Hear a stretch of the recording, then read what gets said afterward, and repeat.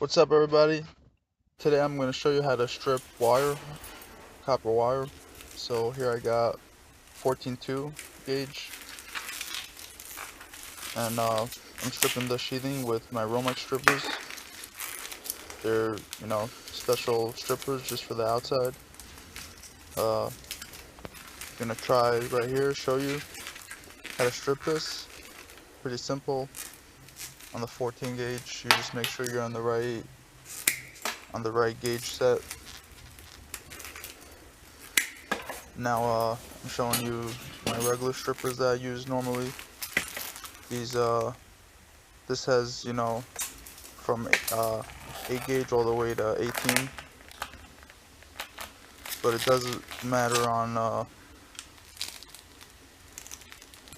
whether your wire is stranded or solid, because stranded wire has air in between the little strands, so it makes it a little thicker, which is why stranded wire goes one setting higher. So I'm stripping this right here.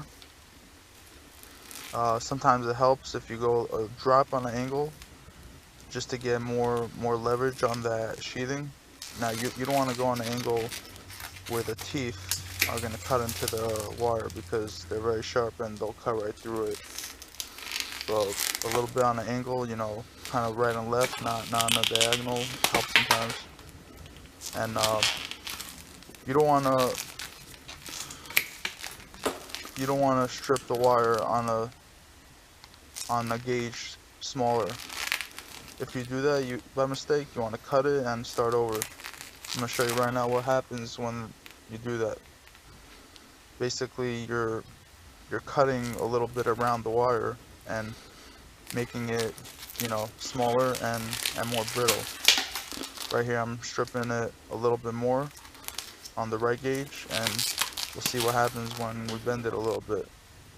So I'm bending it a couple times in a second, and we'll see what happens.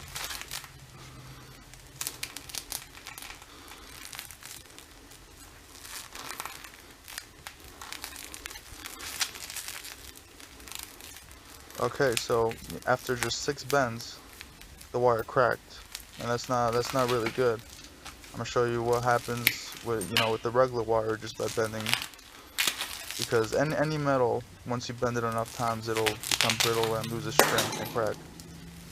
So here we go with regular copper wire, and we'll see how many more times I gotta bend it to get it to crack.